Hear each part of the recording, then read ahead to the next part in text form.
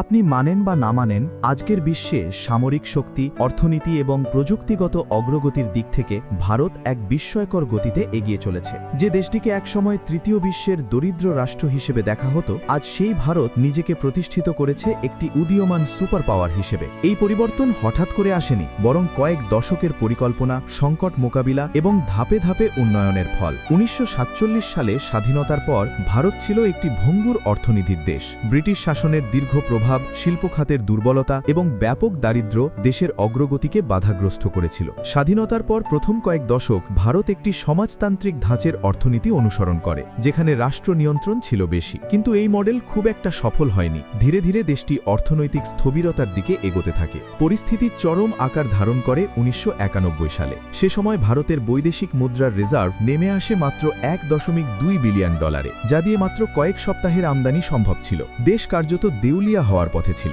এই সংকটই হয়ে ওঠে ভারতের জন্য একটি বড় টার্নিং পয়েন্ট। সরকার বাধ্য হয় অর্থনীতিতে বড় ধরনের পরিবর্তন আনতে। ১৯৯১ সালের অর্থনৈতিক উদারীকরণ ছিল ভারতের ইতিহাসের সবচেয়ে গুরুত্বপূর্ণ সিদ্ধান্তগুলোর একটি। সরকার বিদেশি বিনিয়োগের জন্য বাজার খুলে দেয়, বেসরকারি খাতকে উৎসাহিত করে এবং আমদানি রপ্তানির ওপর নিয়ন্ত্রণ শিথিল করে। এর ফলে ধীরে ধীরে ভারতীয় অর্থনীতি গতি পেতে শুরু করে। বিশেষ করে তথ্য প্রযুক্তি খাত দ্রুত বিকশিত হয়। বেঙ্গালুরু সহ বিভিন্ন শহর প্রযুক্তি কেন্দ্র হিসেবে গড়ে ওঠে এবং ভারত বিশ্বে আইটি সেবার অন্যতম বড় সরবরাহকারী হয়ে ওঠে। এই অর্থনৈতিক সংস্কারের ধারাবাহিকতা বজায় থাকে পরবর্তী বছরগুলোতেও। তবে ২০১৪ সালের পর উন্নয়নের গতি আরও ত্বরান্বিত হয়। অবকাঠামো উন্নয়ন, ডিজিটালাইজেশন, স্টার্টআপ ইকোসিস্টেম এবং দেশীয় উৎপাদন বাড়ানোর দিকে জোর দেওয়া হয়। মেক ইন ইন্ডিয়া উদ্যোগের মাধ্যমে বিদেশি কোম্পানিগুলোকে ভারতে উৎপাদন স্থাপনে আকৃষ্ট করা হয়। ফলে কর্মসংস্থান বৃদ্ধি পায় এবং শিল্প খাত শক্তিশালী হতে থাকে। অর্থনৈতিক অগ্রগতির পাশাপাশি ভারত সামরিক শক্তিতেও ব্যাপক উন্নতি সাধন করে। প্রতিরক্ষা বাজেট উল্লেখযোগ্য হারে বৃদ্ধি করা হয় এবং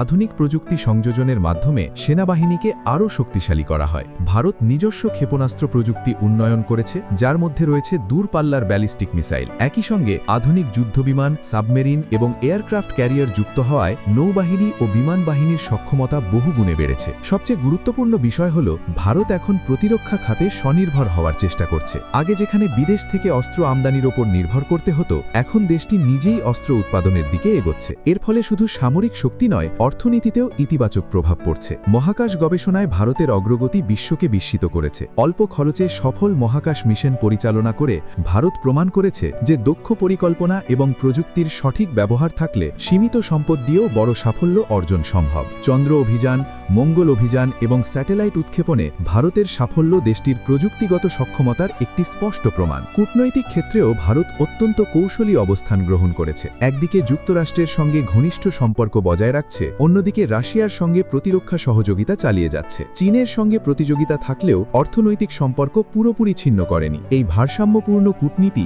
ভারতকে আন্তর্জাতিক অঙ্গনে একটি গুরুত্বপূর্ণ অবস্থানে নিয়ে গেছে। সবকিছু মিলিয়ে বলা যায়, ভারতের এই উত্থান কোনো আকস্মিক ঘটনা নয়, এটি দীর্ঘমেয়াদী পরিকল্পনা, সঠিক নীতি এবং সময় উপযোগী সিদ্ধান্তের ফল। অর্থনীতি, সামরিক শক্তি, প্রযুক্তি এবং কূটনীতি, এই চারটি স্তম্ভের ওপর দাঁড়িয়ে ভারত আজ নিজেকে একটি শক্তিশালী রাষ্ট্র হিসেবে প্রতিষ্ঠিত করেছে। ভবিষ্যতে এই অগ্রগতি অব্যাহত থাকলে ভারত শুধু আঞ্চলিক নয়, বরং বৈশ্বিক শক্তির কেন্দ্রবিন্দু হয়ে উঠতে পারে।